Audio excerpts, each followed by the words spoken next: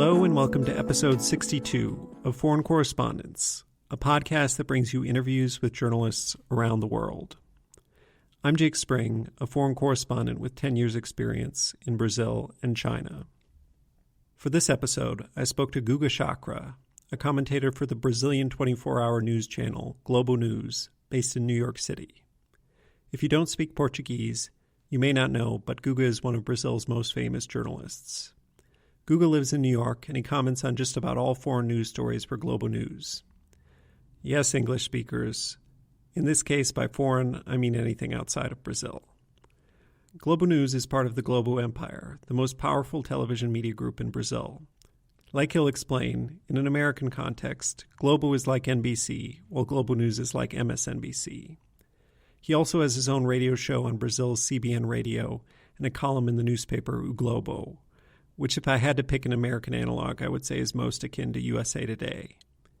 Guga has a massive Twitter following of more than 1 million people and is very recognizable for his signature shaggy hair. Before Guga was a one-man news industry, he spent years working as a reporter for newspapers in Brazil, mainly for Folha de S.Paulo, which is like the Brazilian New York Times, and Estado de S.Paulo, which, if I am going to continue my absolutely wanton generalizations, I guess I would call the most like the Washington Post in Brazil. Guga is of Lebanese descent and had a strong interest in the Middle East throughout his life, and will tell us about reporting from there on and off throughout his career. At one point, he even interviewed the Syrian dictator Bashar al-Assad, which he'll tell us all about. He also reported from the earthquake in Haiti, where being Brazilian gave him a special edge. We'll talk about that, and the hair, and also what's so great about swimming in the ocean in New York in December. He's really a unique person, and certainly unlike any we've had on the podcast before. I don't always love the connotation of the word foreign, even though it's in the name of this podcast, so I love it when we can flip it around and the United States or UK or another English-speaking nation is the foreign entity, and in this case, Brazil is the home market. So now, without further ado, here's my conversation with Guga Chacra, a commentator based in New York City for Globo News and several other publications.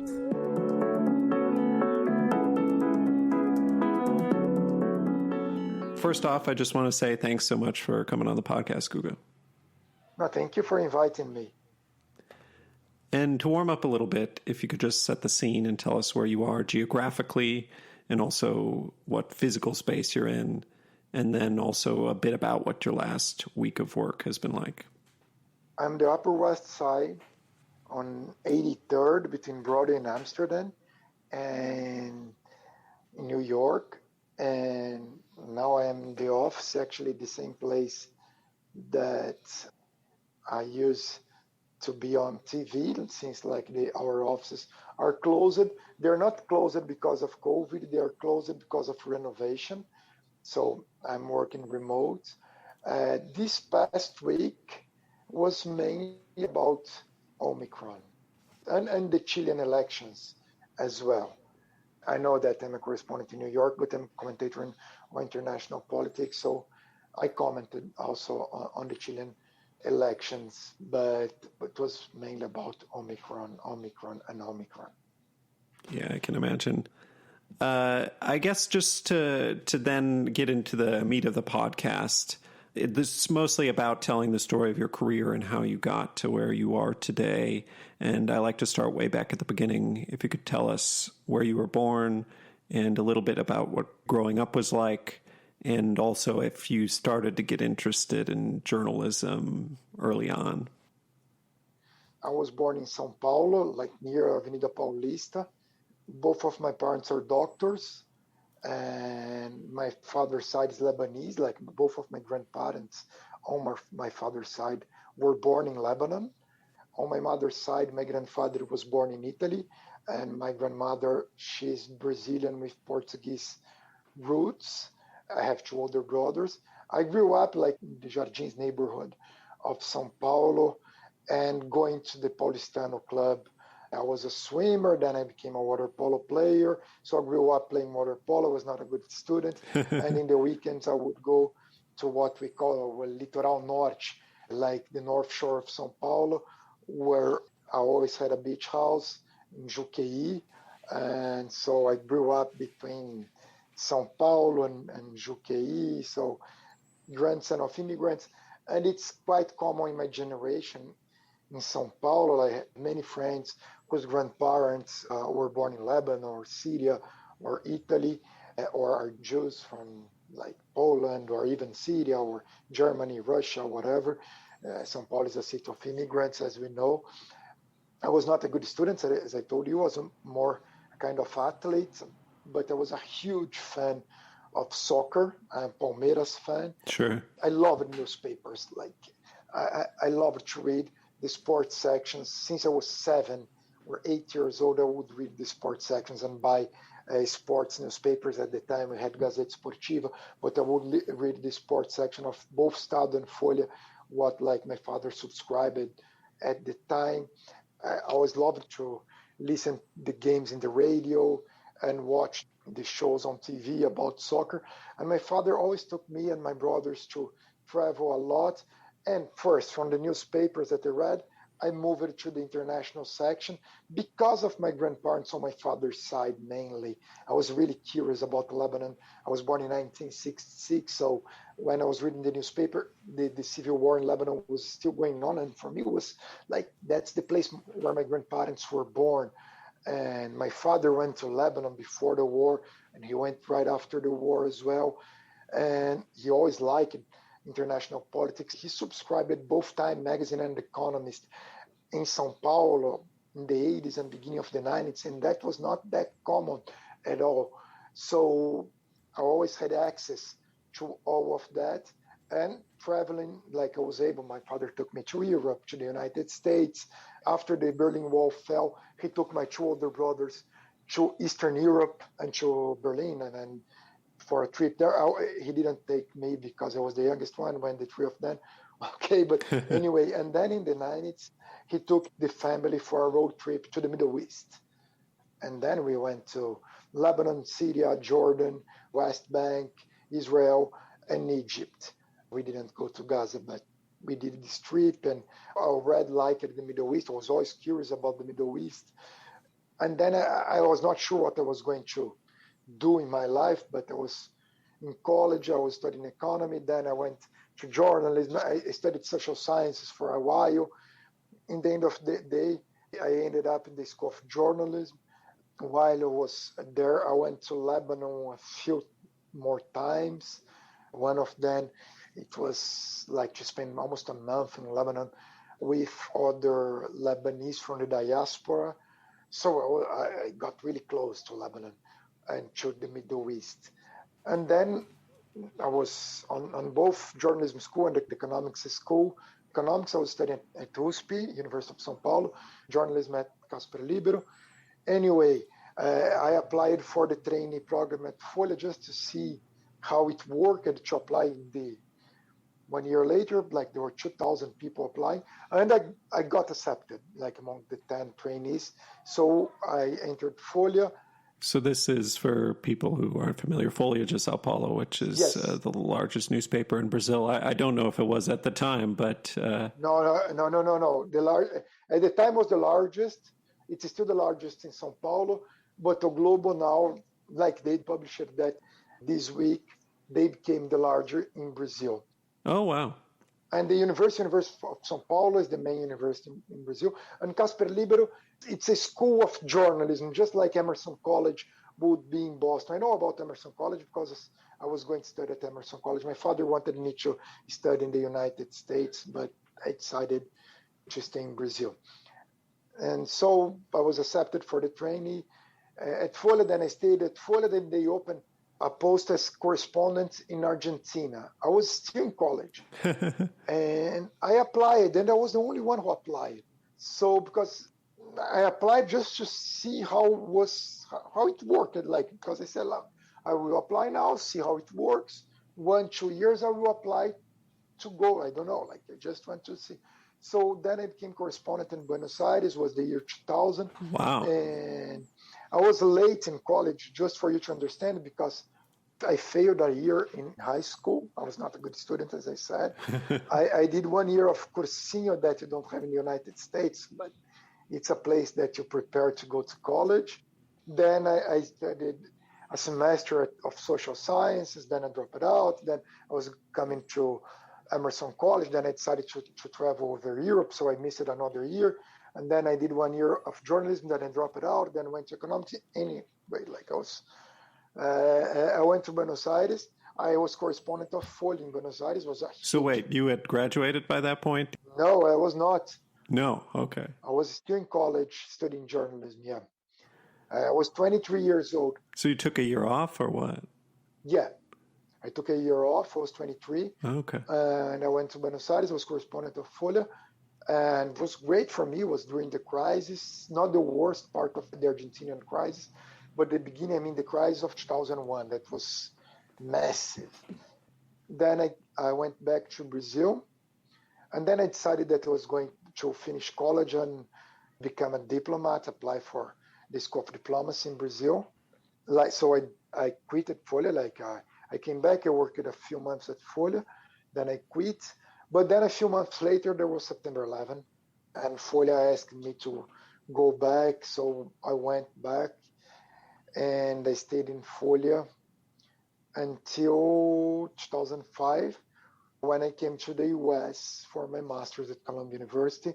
I applied for Columbia, Georgetown, and the UB, American University of Beirut. And while I was at Folha, I went many times to the Middle East again, to Lebanon, to Israel, to Syria, and to Egypt, other times, but mainly to Lebanon. But in Israel, I spent a while, like more than a month. I did a course at the Hebrew University of Jerusalem on the Knesset, on the formation of the Knesset, the Israel parliament.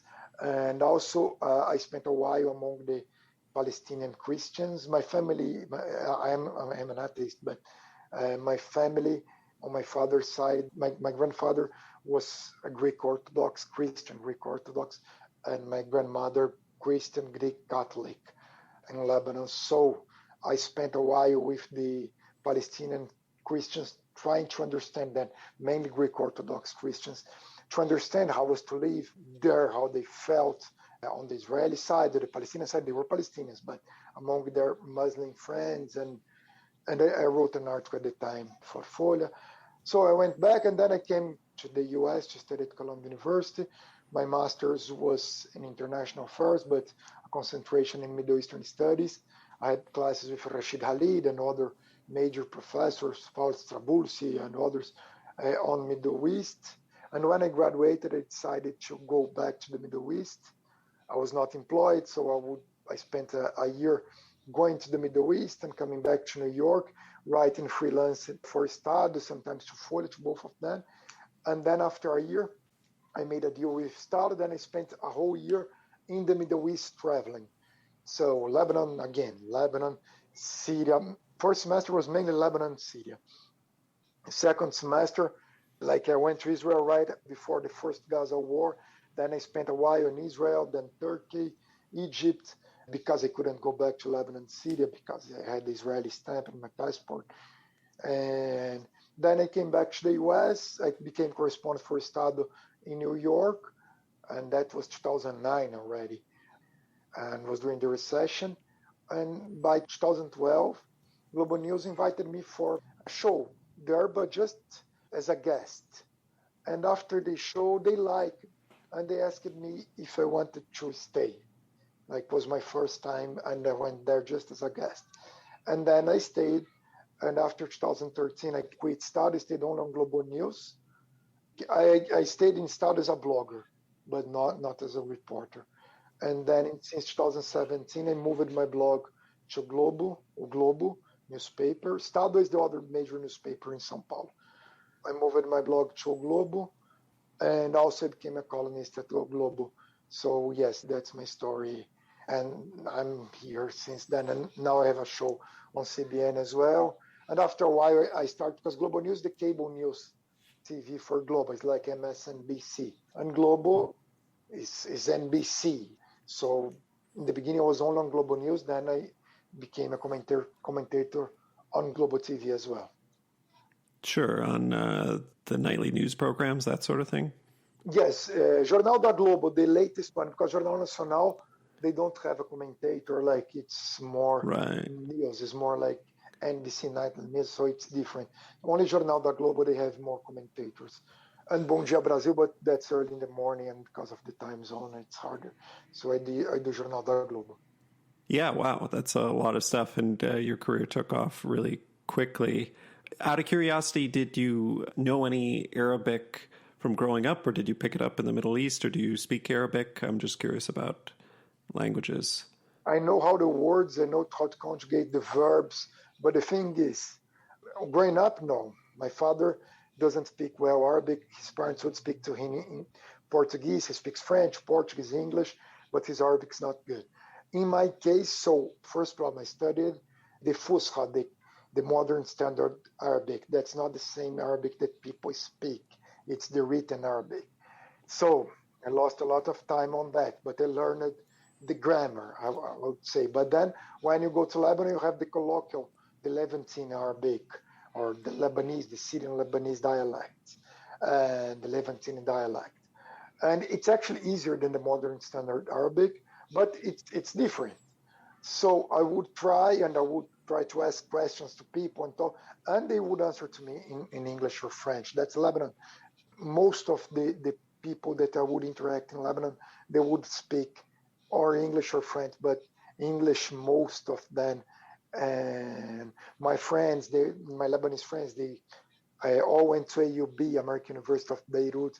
They even speak like English to each other. There are some Lebanese who prefer to speak French than Arabic, especially among the Maronite Christians. And so it's different. Like they speak what they call the Haikifak Sava. So a mix of the three languages. In Syria, yes, like I would be able to try to practice more, but no, I don't speak fluently Arabic. And also I lost a lot in the past few years since like I used to go to Lebanon every year, but the last year I went was 2019. I didn't go this year and the year before because of the pandemic. Before that, I would go every year to Lebanon to visit, and like I like to be in the Middle East. Yeah, wow. And it sounds like you obviously speak English perfectly and Portuguese. And my best language is by far Spanish. No, oh, my really? Spanish, not Portuguese for sure. Like Portuguese is my language, but like I like to speak Spanish. Like I love to live in Argentina. I still like love that country. It's like Lebanon. It's my ancestors' homeland, and Italy and Portugal and Brazil is my country, and the United States is the country that I chose to live. But Argentina is a country that I had nothing to do, but it's a country that I really, really love. I mean, it all sounds so easy in retrospect. I mean, did you take to journalism naturally, would you say? The thing is that, like, regarding the newspaper, I always wanted to be a correspondent. So I was able to become a correspondent. I would say that I was expecting that would take longer, especially like I went to Argentina, I was in college. TV, I never planned to be on TV. So it was not weird, but like it was a surprise, and I fell in love with TV. So I like more TV than newspaper today to work, for sure. Like to really, I still love. I'm a newspaper guy, so I grew up on newspapers, but I fell in love, and I think I'm better on TV than on newspapers. Sure, yeah. And just to get some sense of what your work was like in the Middle East, did you write a lot of features? What kind of stories were you writing? Were you writing a lot of breaking news? More features, but during the Gaza wars, breaking news, but the Gaza war, breaking news on Israeli election. Besides that was mainly features. So the one I told you, like staying with the Christians in Palestine, trying to find a Jew in Damascus, going to South Lebanon to the Hian prison. So this kind of feature, I like it a lot. So I never liked war. For example, in Syria, I wanted to know Syria. I liked that country. So I went to Malula and Sinai. Both of those cities, like they speak Aramaic. They're Christian villages in Syria. So I wanted to know more about that. How is the life of the Iraqi refugees in Syria? That was before the Syrian war. I interviewed Bashar al-Assad as well. Oh, wow. But I wanted to know more about the country. So the Syrian soccer tournament, it kept going even during the war. So this kind of stories, I like it a lot, especially maybe again because of my roots. I like to understand better the Oriental Christians, because usually you hear a lot about the Islamic society in the Middle East or the Jews regarding Israel, and you don't hear much about the Christians. And so I want to know better about that. So the Maronites, the Greek Orthodox, the Greek Catholics, the Copt Christians, or in Egypt, like a feature. For example, Egypt has this tradition of sports clubs, social sports clubs like S.Paulo, Cairo and Paulo. And that for me is really amazing, because that's not common over the world. A place that you go, you have restaurants, tennis courts, swimming pools, soccer fields, and you have that in Cairo and Paulo. Why? And then you have a neighborhood in Paulo that's called Jardim Europa, that was built by the seed company from London. And then you realize that's the same neighborhood called Garden City, Jardins, Garden City in Cairo, that was built by the seed company from London. So like this kind of stuff is the kind of feature that I like it to write. Sure. And I mean, I've only been in Brazil since 2017. And in that period, I mean, newspapers really don't have any correspondence to speak of, some freelancers, things like that these days. But back when they did have a lot of resources, I mean, was there a big focus? Like, do you find that when Brazilians read international news, they're more interested in certain areas like the Middle East because there's so much immigration from there? Was that a focus of, were more correspondents there than, say, I don't know, like the BBC has a lot of people in Africa because of historic colonial ties, for example. Is Brazil more focused on the Middle East and certain other areas, would you say? Like at that time, yes, it was, because you have a huge Syrian Lebanese community, and you have a Jewish community, especially in São Paulo and Rio as well. So there was correspondence in Folha had until a few years ago in Jerusalem. Globo had in Jerusalem as well. The newspapers used to have correspondence. They still have New York and Washington, D.C., Buenos Aires, Paris, London, Geneva. In Geneva because it's the WTO, FIFA, and so it's important for Brazil, this place. In Africa, Globo News has one. Now Globo has one. Vinicius is based in Johannesburg. Oh, nice. Yeah, but you had once in a while someone, but it was not common. In China, there was a time that the three major newspapers had correspondents. Now only Globo has a correspondent in China. Portugal and Italy sometimes, and now they don't have any more in those countries. And the other places, mainly freelancers. Let's see. I wanted to ask about going into, 24-hour cable news. You're the first person I've spoken to who is on 24-hour cable news, and it's like the ultimate news hole. It's just so much time that always needs to be filled. And, when I'm in the office back before COVID, we had Global News on all day, every day, like the songs of the commercials would like get stuck in my head and things like that. And so obviously, I've seen you on TV a lot, and it just seems like the amount of time you need to fill is insane. I was just trying to get some sense of how much time in, say, a busy week do you spend on live TV, and is it exhausting? How do you find it? Have you gotten used to it? Is it, normal now? Like there's a show that I'm from 8 p.m. to 10 p.m. almost every day. So this one is 2 hours. I'm not talking for 2 hours because there is a person, the anchorman, he's in Rio. Then you have a commentator in Brasilia, one in São Paulo, one in Rio, sometimes two in São Paulo, one in Rio, one in New York, and one in Buenos Aires.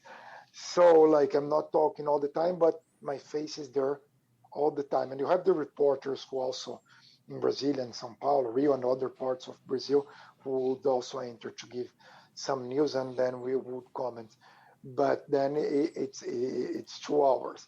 The other shows I only enter, I have to be online like 10, 15 minutes before it starts, and then I comment for 15 to 10 minutes.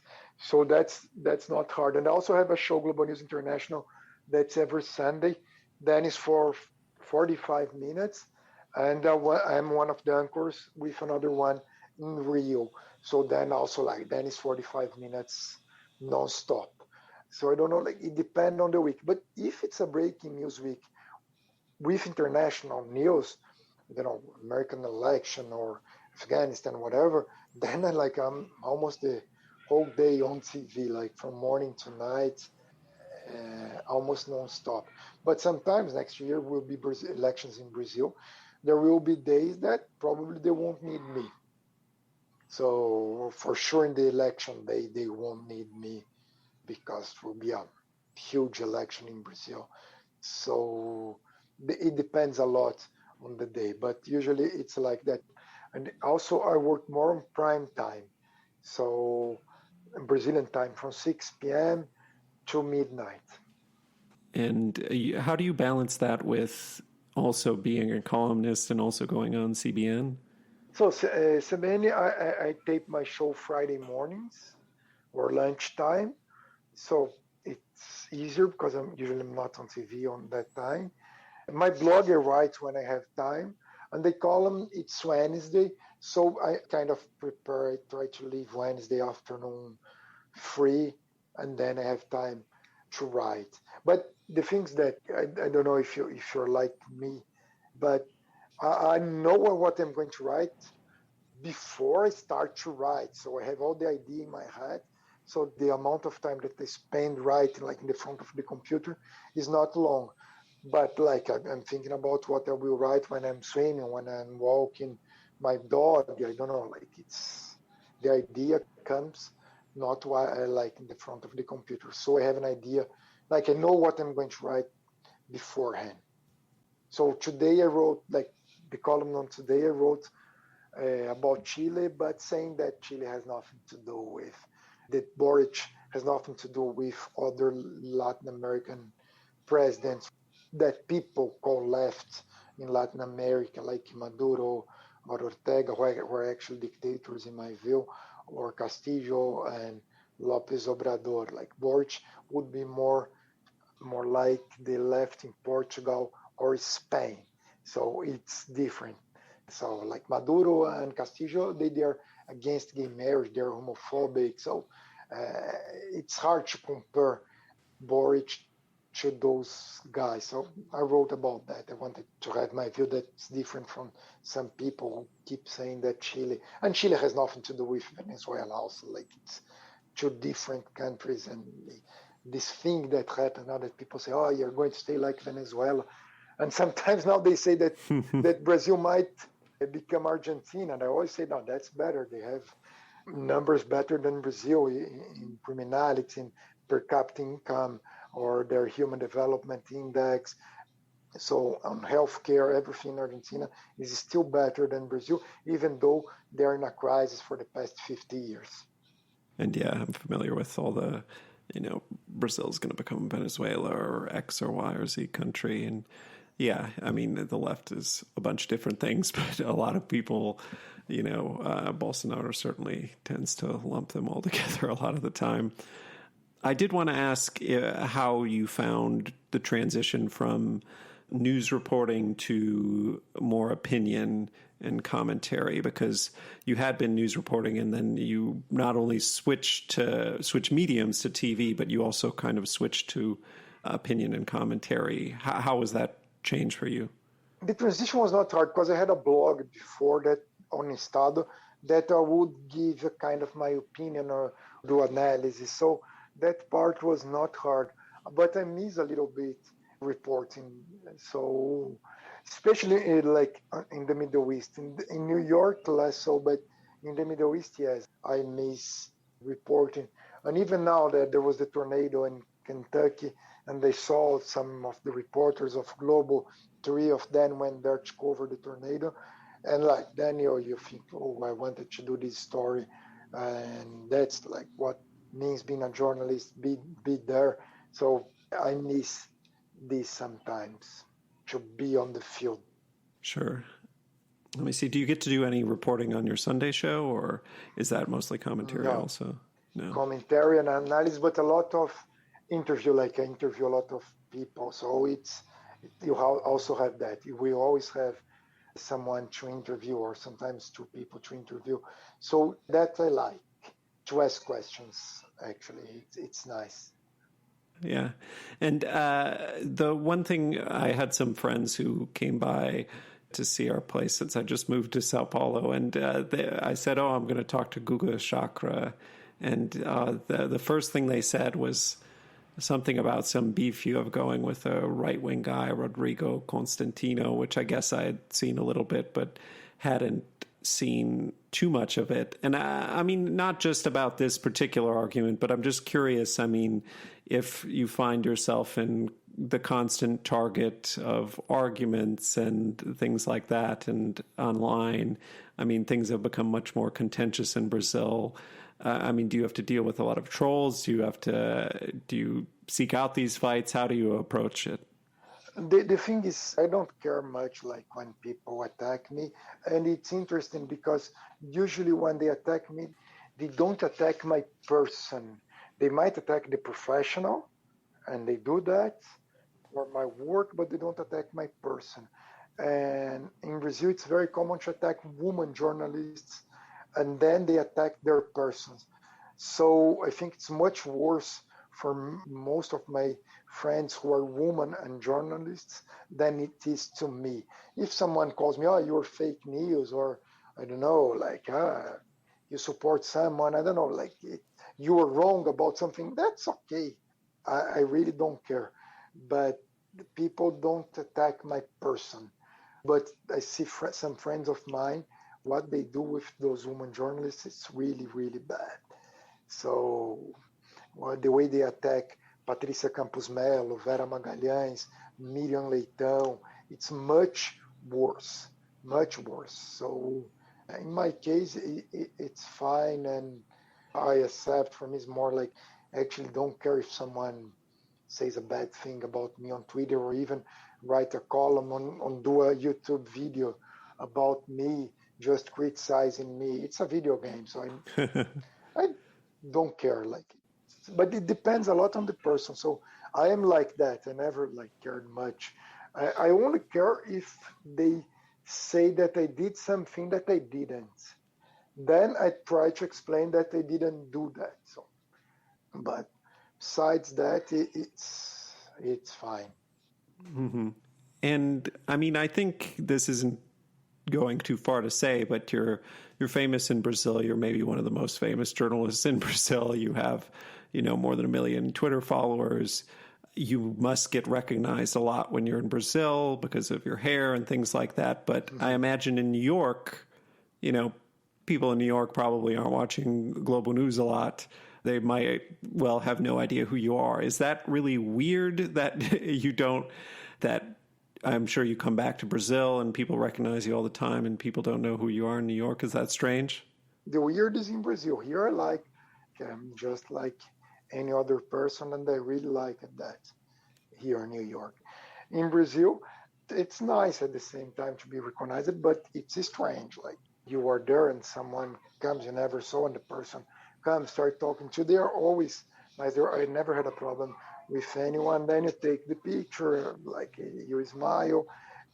Like I always try to be polite, ask the name of the person, where the person is from, and that's it. But I really feel comfortable here in New York. Like I always see Brazilians who recognize me, but among the other New Yorkers, I like to be in the subway and no one knows who I am, or like when I go to swim or whatever. It's nice.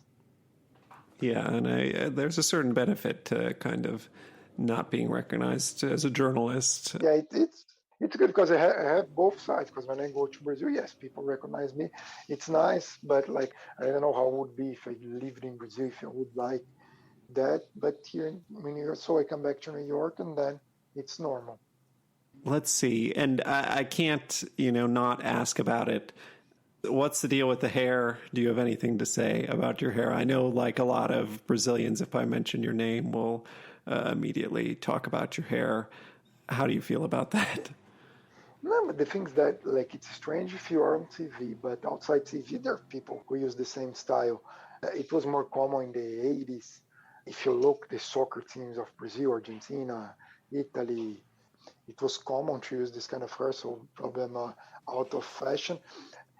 But at that time, even the tennis players would use the same style of hair, or the Formula One drivers. If you see Piquet, S.Paulo or Prost, or they would use. So it's more from that time. I always use it, and I swim. So like sometimes it stays like that. But on TV, people usually they cut their hair. They have shorter hairs. So on TV is more like a contrast when you look to the others. And also I'm growing my beard now, but just for a while. I will shave after New Year's. And it's gray. It's not black, the beard. Mm-hmm. Yeah, I just saw you on Globo just now. Looking good, looking good. And that makes sense about the hair because that you're a swimmer. Because yeah, it does kind of remind me of my two brothers were competitive swimmers, and yeah, their hair was kind of like that. For the next part of the interview, I usually ask two questions. I think I'll just ask one. Usually I ask about a story that got away, but it's been a while since you've been a reporter, and I don't know that you need to rehash a story that got away more than a decade ago, unless there's something that comes to mind. Is there any big story over the course of your career that you weren't able to do that you really wanted to do? A story that I wasn't able to do. I wanted to be in the Tahrir Square during the Tahrir protests in 2011 during the Arab Spring. I didn't go. They didn't send me. And that like sometimes like I almost quit my job and went by myself. I can't believe that I wasn't there. Like it was the place to be imagined that you as a journalist also wanted to be there. I've never seen a thing like the Tahrir Square in Cairo in January 2011. That was amazing to saw that revolution happening in a square, even though afterwards was not what they expected. But at those days, it must be amazing to cover that story, to see a dictatorship falling with the people in the streets in a no violent protest in the major square in a major country. I think that's unique.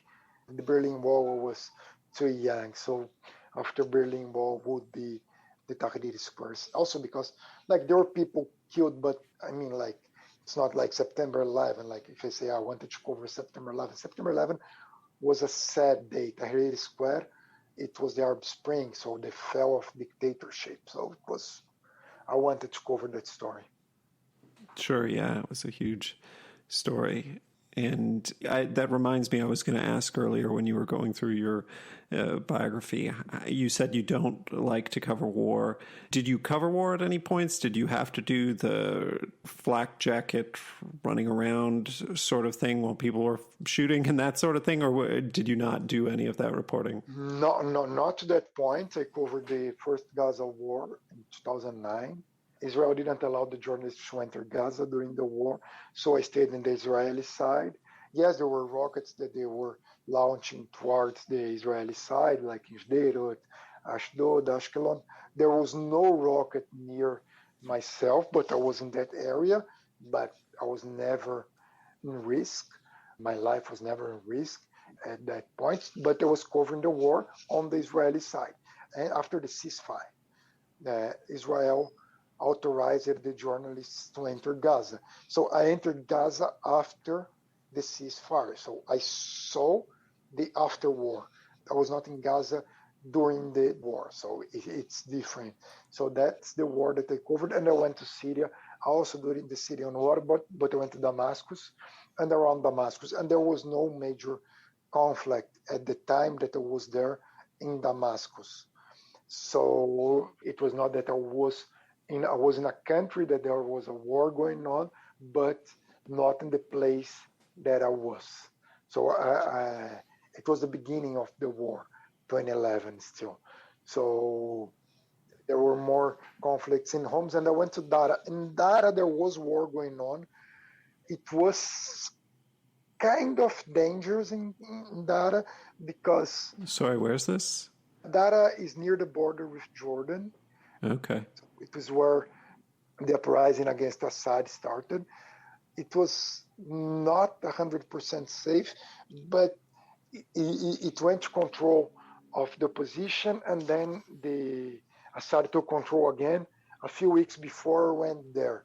So, but it was stable when I was there, so people were not firing shots. Stable, I mean, it could started again when I was there, but didn't start. Started a few weeks later. So I think Dara was the most dangerous place I've been. Like the major risk, I was like closer to war, but never like war, like people shooting and I'm nearby. No, that I never was. Sure, yeah. And I mean, war reporting, conflict reporting never really appealed to me. I would say I know a lot of people it does appeal to as journalists and a lot of people who want to go to war zones. So I was just curious what you didn't like about it. Because it's sad, like it's sad on I don't want to see Lebanon or Syria. Like in Lebanon, and I knew many journalists wanted, like, were there to cover war. I said, look, if there is war, they're going to destroy Beirut. Why? Like, it's not a thing that I want to see, to destroy the city that I really love. So it didn't make sense for me. I liked Syria before the war. So why would I like to see war? It's sad, but I think it's really important to cover war, but I don't like wars. And I wrote that before, that like my dream was to cover the like a peace agreement between Israel and Palestine. That I would love to cover, because I want to see peace in that part of the world, in the Levant. When I mean the Levant is Israel, Palestine, Lebanon, Syria. And that's the part of the Middle East I like. I don't like the Gulf countries. I don't like those dictatorships. I don't like Dubai. I don't like Abu Dhabi or Doha. I always liked the Levant, the Eastern Mediterranean countries, and also Turkey. You can put Turkey together. So from Egypt, from Alexandria to Istanbul. So I like that Mediterranean, those countries. Like my dream was to do a trip from Alexandria all the way to Istanbul. We stop in Port Said, in Tel Aviv, in Haifa, in Haria, in Tyre, in Beirut, in Sidon, Beirut, Tripoli, Tartus, Latakia, and all the way to Izmir, and all the way to Istanbul. So, like, I've been to most of those places, but not like in a road trip. So, so that's why, like, I want to see Aleppo in its prime. I don't want to see Aleppo in a war. I don't know if you understood, but that's what I mean. Like, I wanted to cover the good things about those countries, but those countries have a lot of bad news, and I have to cover it, and it's really important to cover. Right. No, that makes sense to me. Let's see. And then next I want to ask about a story that you're proud of. It can be from any time in your career. And just if you could walk me through how you did it. I guess it's the story behind the story.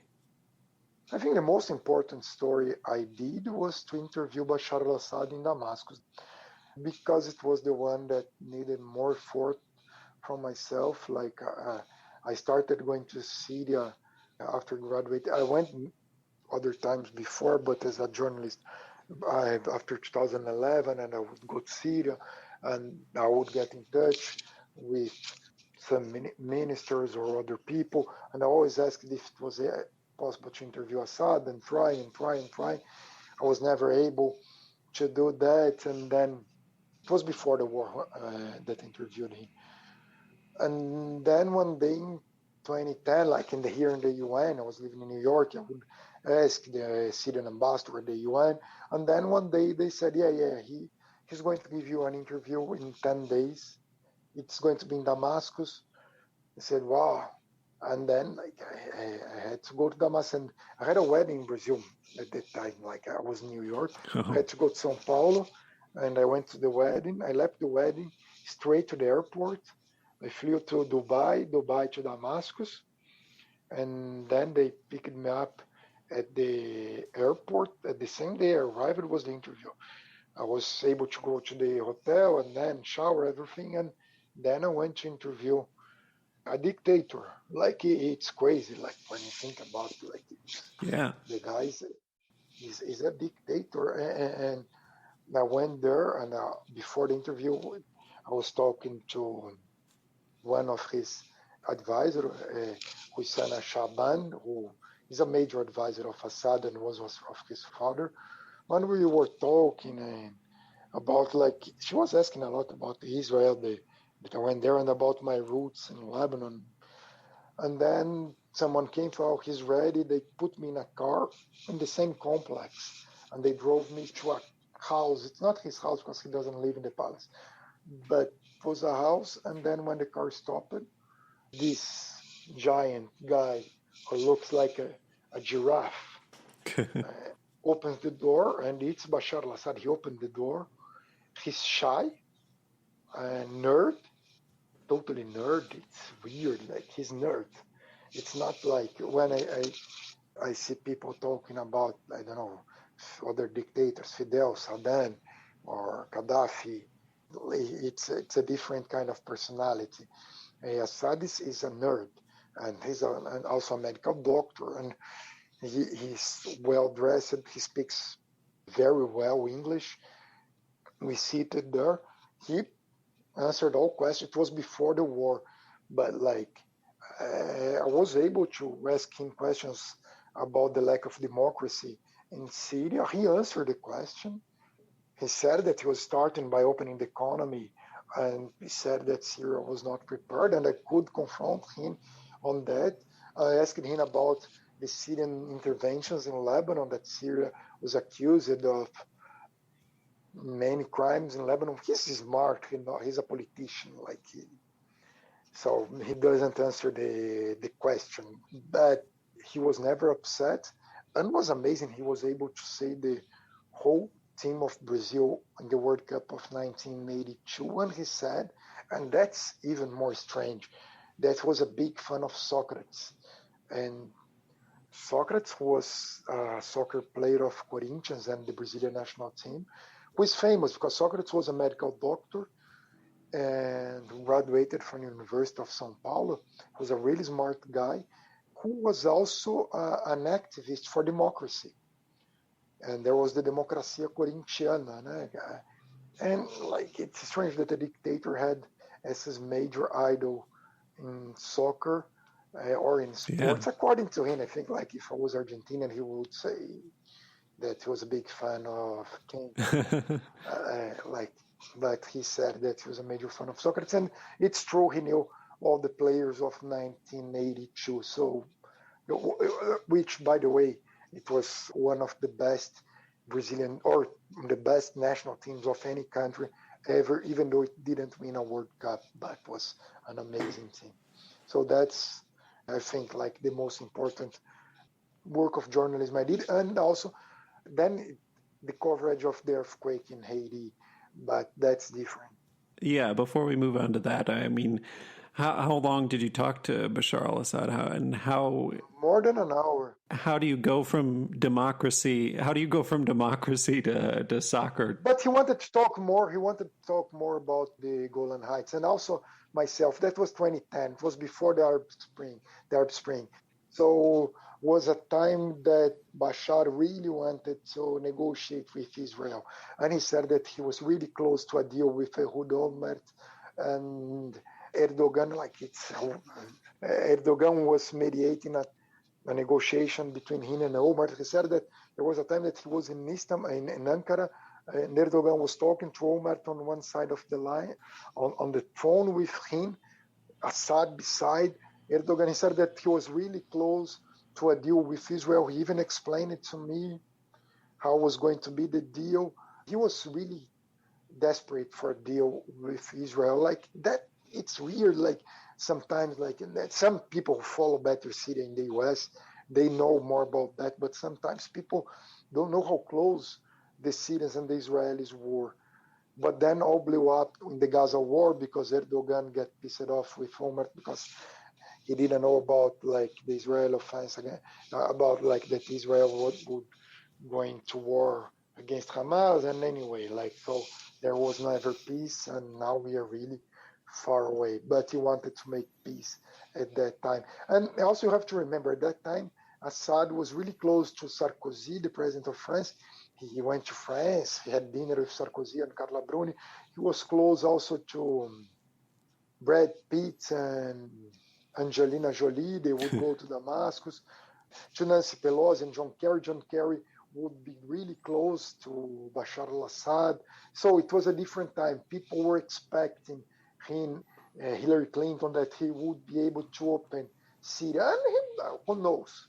Like if there was no Arab Spring. I don't think that he would open Syria because it's not how it works there. Like if he tried, he wouldn't be in power. But that's the story, like the interview with Bashar. And many Americans were in Damascus at the time, young Americans studying Arabic because it was cheaper. And as I told you, like it was much better than Beirut or Cairo because they would live in the old city of Damascus. That's great. And they would pay $500, $400 a month for the Arab course in the University of Damascus, while in Beirut was 2,000-3,000. It was the same kind, the same dialect, like with different accent, but the same dialect as Lebanon. That's the Levantine Arabic. That's the coolest one. So, And where was the interview published? Estado de S.Paulo, the newspaper. Gotcha. And I mean, having talked to him and him being this kind of nerdy guy and all that, I mean, were you now knowing what you know happened next? I mean, did it give you any insight into, did it help your commentary, the fact that you had met him this one time? Yes. No, Syria as well helped me a lot. Because people like, and also I saw that a lot in the United States, they didn't understand Syria. They got right that was a major dictatorship that was on one side, that like Assad was really, really, really bad. That like the coverage was right. What they got wrong was the Syrian opposition, what they thought that had the support of the majority of the population in Syria. That's not true.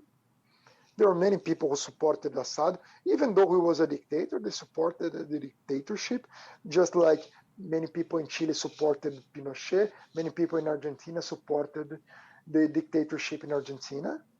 So many people in Syria would support Assad, sometimes because they were minorities, like Christians, Druze, or Alawites, sometimes because they were afraid of the opposition. Because there were people in the opposition who were Democrats. Many people, especially at the beginning. But after a while, most of the opposition became linked to jihadi groups. The Islamic State or Hayat Tahrir al-Sham, Jaish al-Islam, Hayat Tahrir al-Sham that's close to Al-Qaeda. So they were afraid of those jihadi groups. It's not like the opposition in Syria, they were all nice Democrat guys. There were people like that, but there were a lot of bad people killing many Syrians. So I think sometimes the coverage got right, the Assad side, in the way that they knew that he was killing people. He committed crimes against humanity, atrocities. So he used chemical weapons. So they got all this right. But sometimes when like I followed some of the American and European media, it looked at that the other side was all nice people that wanted to install democracy in Syria, while most of the fighters, and I mean the fighters, you cannot, as I told you, that there were a lot of people in Damascus and Aleppo who were activists for democracy even before the war, I mean, some lawyers, professors, intellectuals, or you can count on them. But at the same time, those are not the same people as the fighters on the other side, who are most of them jihadis, like close to terrorist groups like Al Qaeda and the Islamic State. So that helped me know in Syria to understand and talking to people in Syria to understand the war. That was a war between a dictatorship in one side and jihadis on the other side. And the only way out was to leave Syria. That's why you had so many refugees. Because if I was Syrian at that time, and a young Syrian, like, are you going to fight for an army, fight for a dictatorship? Are you going to fight with jihadis? Or you're just going to give up and leave? I would leave. I would do just like the millions of Syrians who became refugees all over the world. It's sad, but that's what I would do. And correct me if I'm wrong, did you write a book about Syria?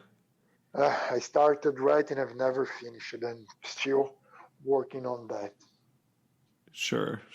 I mean, you do so many things. I imagine, writing a book on top of it's hard. Yeah, because that's a problem. Because like I am on the breaking news every day, and it's hard to stop and really do just a book. Like if I want to write a book like about Syria, it has to be a good book. Otherwise, it just doesn't make sense in my view. To have a book with my articles also doesn't make sense because they're dated. So like you wouldn't make much sense also. So who knows? Maybe I will finish the book, but for now, I don't think so. Sure, yeah. I mean, the story keeps going, so I'm sure a book about Syria would still make sense, 5-10 years, a long time from now. And otherwise, next up is the lightning round. But did you want to say something about the earthquake in Haiti first? I'm not sure if you're short for time, but if you have time. No, the earthquake, it's like then. The thing about being journalist, I was in New York. It was a January. It was a nice weather that day. It was not cold. And then, like, I received the breaking news, earthquake in Haiti. But sometimes you have earthquakes that no one dies.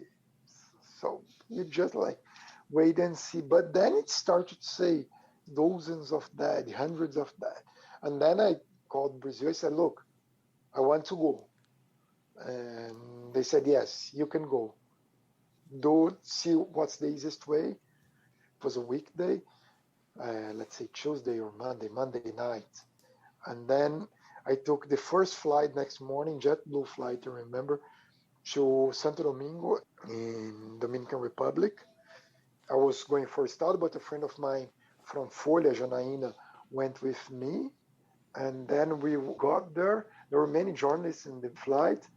And then we got together. We decided to pay for a charter flight to take off us to Haiti. And we went to Haiti. I didn't have a place to stay. I just knew that there was a Brazilian base for the UN there. So look, I told Janaína, we arrived there and we are going to start working. And we are going to get, by the end of the day, early night, at the base. And then we try to send the article from there. They probably have internet. And then we will sleep by the door there, I don't know, or come back to the airport. We didn't know. So, and then I spent a week there, like, it was really, really sad. But when you are there, you don't realize the impact. Like, I realized everything when I left with 2 other journalists and a driver by car back to Dominican Republic. And the driver started to cry when we crossed the border. And then I started to cry as well. And like, it was hard. Then when I came back to New York for weeks, remember everything I saw. It was hard. The earthquake was hard. Much harder than I would expect. Like, the country was destroyed, like everything. It was sad. Mm-hmm. And I mean, that was a very heavily covered event. I'm just curious if you think Brazilian media covered it any differently than other media, American media, or if... The earthquake? Yeah. We had an advantage because there were many Brazilians there, all the soldiers, because Brazil was the largest armed force in Haiti because we were with the peace forces of the UN and Brazil had the leadership. So, like, there were thousands of Brazilian officials, soldiers that we could talk, that could take us to the places. So, and then you had Viva Rio, that's an NGO from Rio. And also because we have this view, like, it's easier for the Brazilian to understand sometimes, like, okay, Brazil has many things in common with Haiti. So, yes, I think not very different. Like, I mean, by the part of the tragedy was not very different, but we had this access to the Brazilian officials and soldiers who were living there. So when you talk to a major who's been living in Haiti for months, so the guy can explain to you. So he understands what's going on. Right. Yeah. And in a situation like that where it's, chaotic and the communication is difficult, finding internet and things like that. I mean, it's essential to have people who know what's going on, who you can talk to. The internet we were able to have only in the base. Outside the base, you didn't have access to internet. So at the same time, we would go to the street during the day. I would leave 7 a.m. because there was also the time zone. So I needed as long as possible on the streets. So we would go back to the base around 4. That was like, I don't remember, it was 6 in Brazil. And then write the article, send the article to Brazil. And then at night, not every night, but a few nights, we would go, then only with the soldiers was safer. Like we couldn't go by ourselves because the base was not too close to the center. I would go at night with them to see the country and go, because I couldn't see, I would sleep for 3 hours, less than that. All the journalists would sleep on the same tent. There were like 30 Brazilian journalists sleeping together. So there was also this friendship, everything that we would work together. There was no competition among ourselves because, like, you don't compete in a situation like that. You help each other. So I was even cameraman for Globo for a while, for a reporter from Globo one of the days.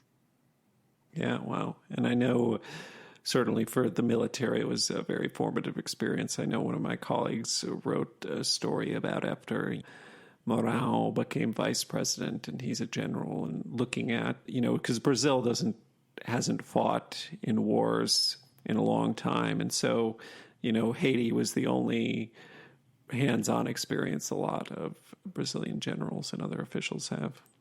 Yeah, it's true. And some of them, there were it was mainly Haiti. Some of them there was in Congo, Santos Cruz. I think he went to Congo, but there were few Brazilians in Congo, I think, and Lebanon as well. There was Brazil was on the UNIFIL. Brazil was part of the UNIFIL, the peace force for the border between Israel and Lebanon. Okay, well, yeah, I mean, those are two big stories. Next up is the lightning round. It's faster-paced questions. Do you feel ready? Yes, you can start. So the first question is, what is a publication you read to keep up on the beat you cover? But since you cover such a broad range of topics, is there some must-read publication that you think not everybody reads you'd like to shout out that you think does a particularly good job in covering what it covers? I like to read the L'Orient Le Jour, the newspaper from Lebanon. There was another newspaper that I liked a lot, the Daily Star, that they just closed it because of the financial crisis in Lebanon. But both newspapers were good to follow the Middle East. I like the Israeli media. I'm a subscriber of Haaretz. I like the Times of Israel. And I also read the Jerusalem Post. I don't read in Hebrew, so I read what's available in English. But I think it's really important to try to read the Israeli and the Lebanese media. In the other countries in the region, they are dictatorships, so it's hard to have a free media that you could read.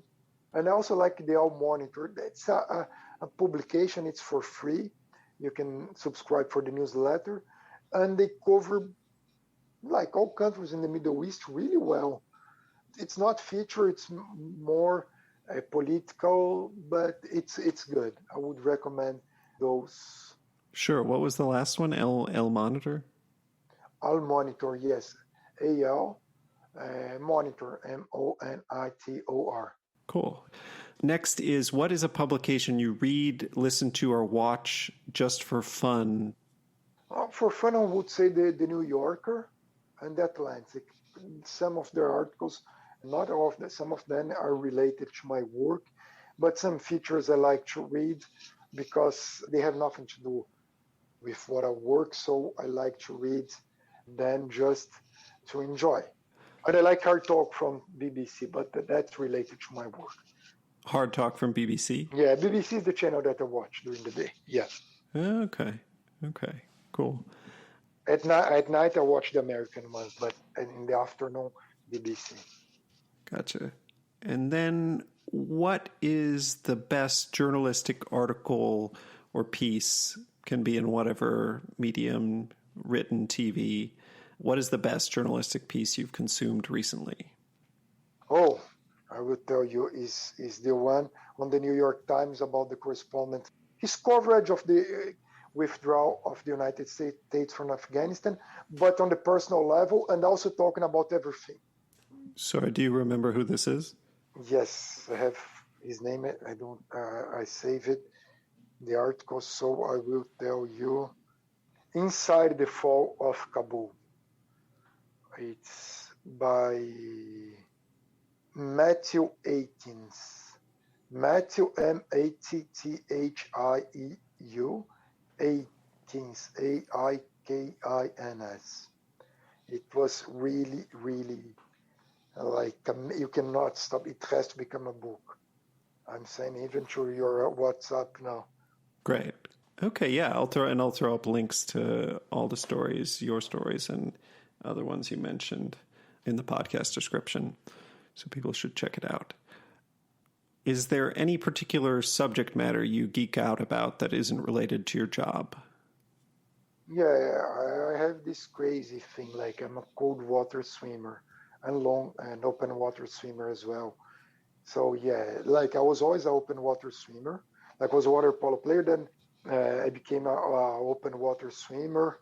For a while, even butterfly open water long distance swimmer.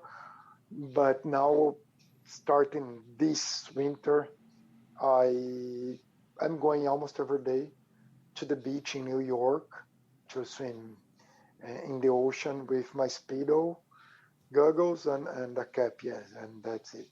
With a group of people, like we swim like at the same time, but by ourselves. It's called Sybos, Coney Island, and Brighton Beach open water swimmers, and it's amazing, like to be in the water. Like today, it was 32 degrees Fahrenheit, 0 degrees Celsius. The water was 46 Fahrenheit, also 7 Celsius. To have an idea, Olympic pool is 82, 81, right, or 25. So people can have an idea. And yes, I was in the ocean swimming, and like I love this experience. I got addicted.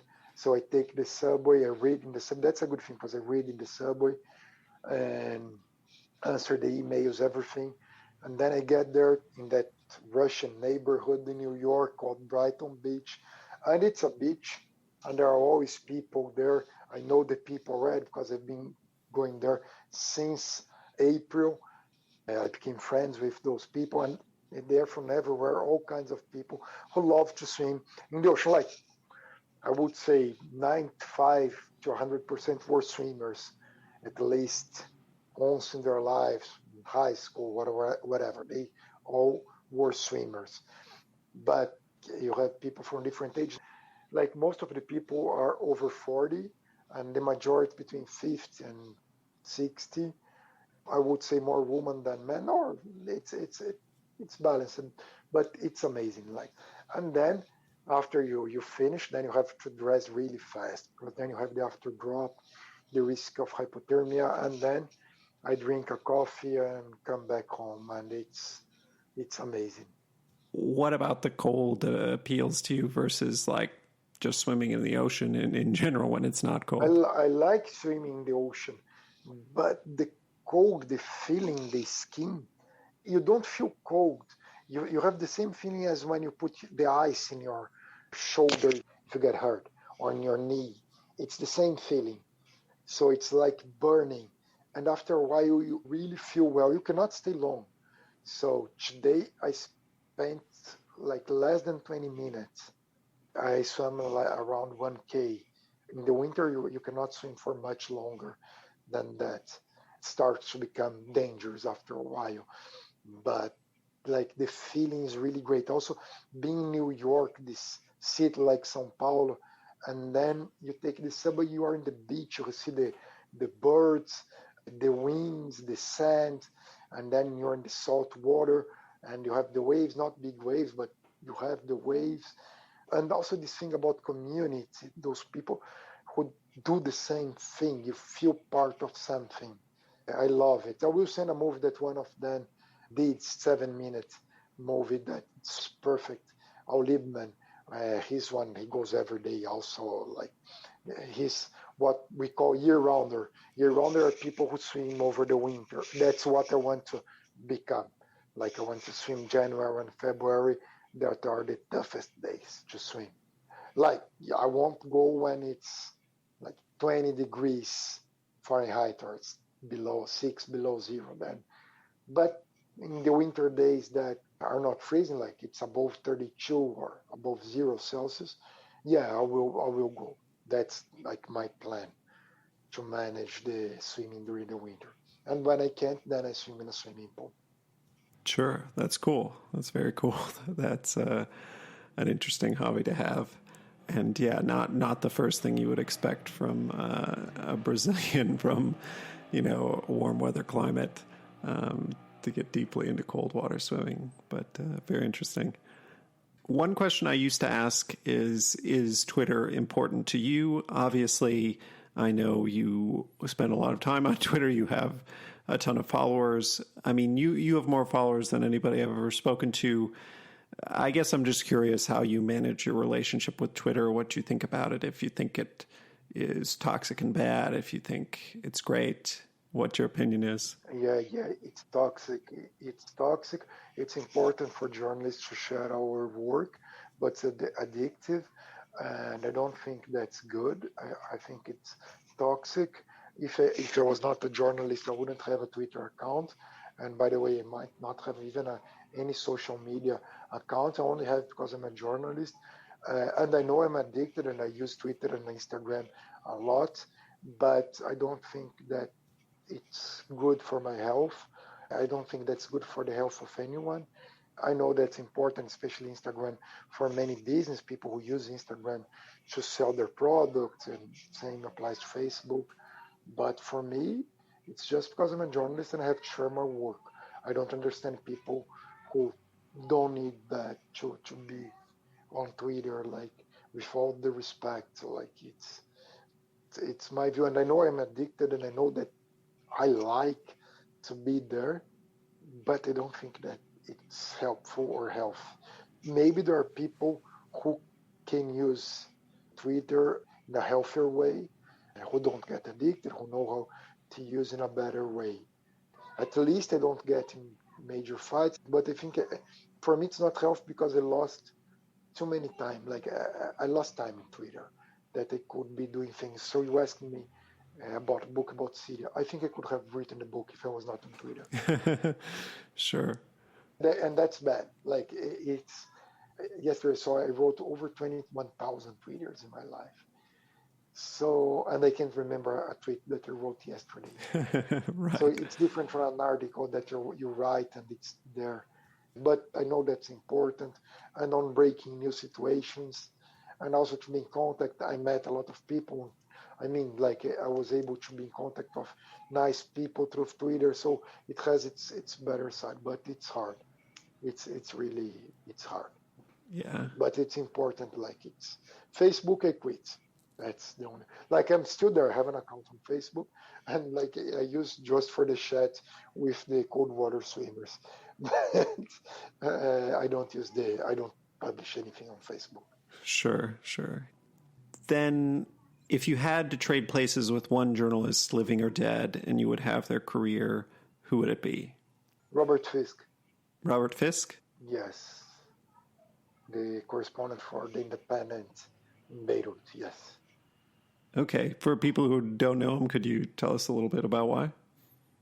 He was the major European correspondent in the Middle East for decades, and he covered everything, starting the 70s until he died, I think last year. It was during the pandemic. He didn't die from COVID, but it was during the pandemic. I don't remember if it was 2000. It was not 2020 and 2021. It's almost the same thing for me. But yeah, and he covered everything. So yeah, I would say him. Any particular, if people are interested in him, any particular piece of his work? His book about the Lebanese Civil War, Feed the Nation. Cool. And then what is your most embarrassing journalism-related story? Yeah, when I saw the vice president of Argentina naked on the locker room, and like he was going to resign, and Argentina was always in crisis, but anyway, and he was important at that time, and people wanted to interview him, and I went to swim in the place that I always swim. It's a kind of a club, and then when I went to the locker room, he was there, Carlos Chacho Alvarez. But I didn't ask anything like Carlos. But I think I would describe it was the weirdest moment as a journalist, yes. You were tempted to go up and question him, though? No, I'm not this kind of I'm shy in this case. He was in his privacy. There was no way that I would, during his privacy. If he was in the club, I don't know, drinking a soda, a Coke in a table by himself, maybe. But in that case, Sure, yeah. We already talked about Bashar al-Assad, but if there's anything else that comes to mind for this question, it's what is the coolest or weirdest or strangest situation your job has taken you into, if anything else comes to mind? It's strange always like when you see Ahmadinejad nearby, it's weird. Like I covered the General Assembly of the United Nations. So I always think like when you see a person that it's always there, it's weird. Like when I saw Obama in the 10th anniversary of September 11, so it's strange when you're near persons like that. People are talking, not like was it with Assad, because it's different when you were talking, but I think would be that. Sure, yeah, these more people you see all the time in the media and then seeing them in person, yeah. What is your favorite film, book, TV, or other media property about journalists and why? It can be anything related to journalists. No, book, I would mention the one I said about that Robert Fisk wrote, Feed the Nation, but I would also mention is Anthony Shadid. The book is House of Stone. It's a book. He won the Pulitzer Prize twice covering the war in Iraq. He's an American journalist with Lebanese roots, and he went back to Lebanon and he decided to buy the house of his grandfather and renovate it. And it's a journalistic book, but it's really nice, even to understand the Middle East. He died during the Syrian war. And then, qualifications aside, if you couldn't be a journalist, what job would you do? A sports coach, a team sport coach, like water polo or soccer or whatever. Coach, yeah, I think that, yes. That's a good answer. Well, I know you're short on time and you've got to rush off to be on TV, so I just want to say thanks so much for taking the time to talk to me and to come on the podcast. No, thank you, Jake.